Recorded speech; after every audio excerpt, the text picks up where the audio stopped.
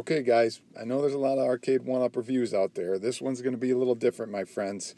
Uh, I'm not going to promote it or give it high props for my own agenda. So here we go, and let's start by saying I'm not one of the individuals who gets one of these one-up handouts to review, such as this Meg Turney or somebody. You know, somebody sent me a video of this review by this lady, and God, was it awful. I can't believe they gave her one. For one, she called the motherboard processor a control panel. The whole thing was awful. The only good part of the whole thing was when they showed her hammers for about 10 seconds straight on the video. So, with that said, let's get into my review. And the first thing I'm going to say about this review is caveat emptor, my friends. Caveat emptor. Yes, you learn something on my sites as well, on my YouTube videos as well. Caveat emptor, buyer beware. Buyer beware. And I say that because of all these reviews, I have not seen what the warranty is on these machines, and I also don't know what the return policy is going to be on these cabinets. You're going to get it in a box. It's going to look like this, and then you're going to have to assemble it. And then if you don't like it, what are you going to disassemble it, put it back in the box, and take it back to Walmart? So again, caveat emptor. Also, know what you're getting here. Know the product, and you'll see what I'm talking about. So let's start this review, and let's start with my number one pet peeve that I think is going to be a problem for everyone, and it's the position and the width of the joystick and the buttons and playing side-by-side two-player, which I think is going to be a problem for anyone. So take a look at this. Okay, now let me preface this first by saying, obviously I haven't played one, not many people have, but I'm going to tell you that a picture says 1,000 words, okay? So when you take a look at this picture, this voices my first concern. Again, look at their hands, look at how close they are, and these guys are not big guys, okay? Their elbows are bumping. This is going to be a problem for the fighting games. Obviously not for one-player games like the Galaga or whatever else version they have. But for the fighting games and maybe Rampage, you're going to be jammed in there. And nobody wants to be bumping arms or bumping shoulders as these two guys are, who look like really, small guys, not big guys where it would be a problem. So keep that in mind that if you're going to get a Street Fighter game.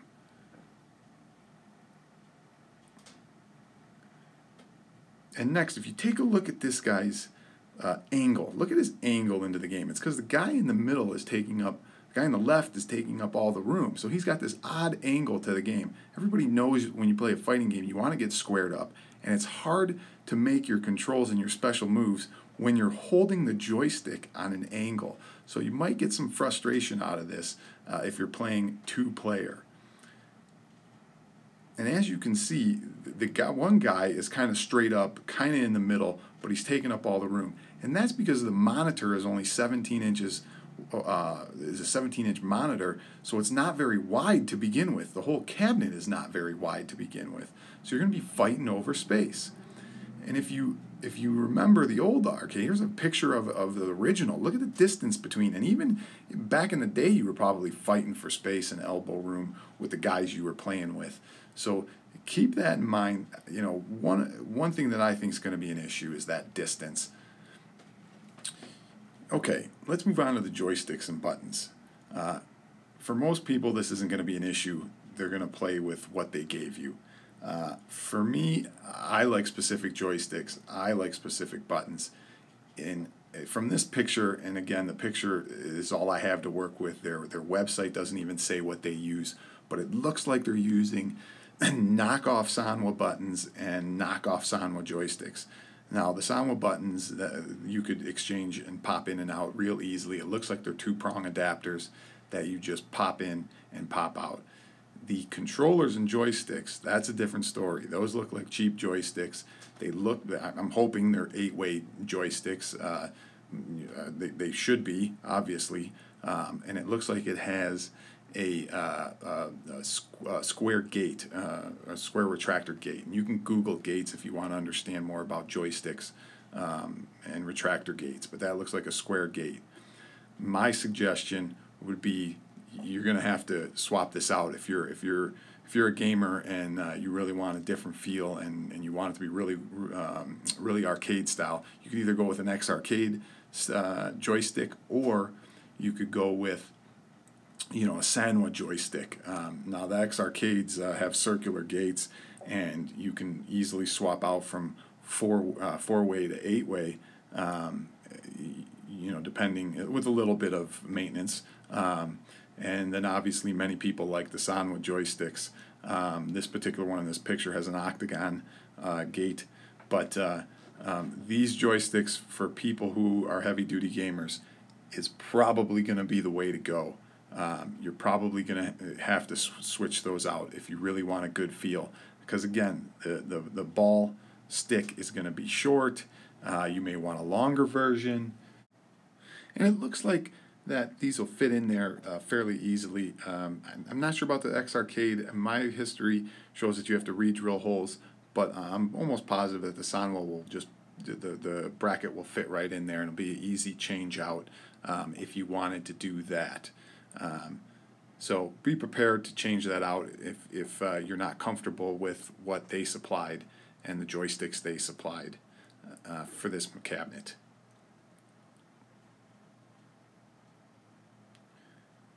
Now, moving on to the height. I'm not certain it's going to be an issue for people, but I'll tell you this, that their cabinet with the riser is 5 foot 6 inches tall. Normal arcade games are approximately 6 foot 8 inches tall. Okay, so if you're tall, you may not be comfortable with this. Here's a picture. It says 1,000 words. You got two adults sitting there. One's using the sit-down method with their knees banging on the machine. It doesn't look comfortable. The other guy looks like he's on his knees trying to play. And then you got this daughter over here, a girl, who's thinking, wow, you two look like idiots playing this game. Looks like it would be good for kids, but for adults, obviously, definitely you need the riser. To me, it doesn't look like a sit-down game, even though they say you can sit down with the stool that they sell on the side as an accessory. But I'm not buying it that you can sit down and play this game comfortably. Like I said, the picture shows that.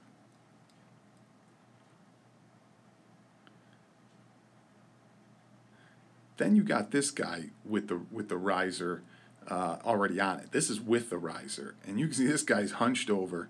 And maybe that's just his fighting style. But one thing I want to note is that the screen is a little more vertical than most normal arcades.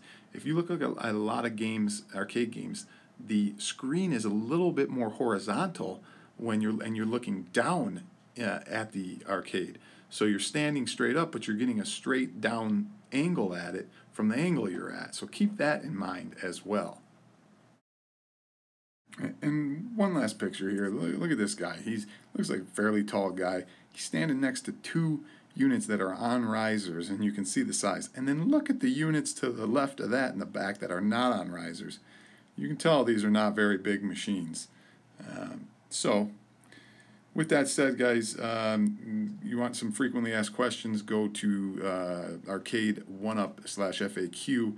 You can get some answers. There are a lot of vague answers on there, guys, like technical stuff, and it'll tell you for sure that you can't modify it or add games and stuff like that. And just remember what you learned today, guys. Caveat emptor, my friends. Caveat emptor.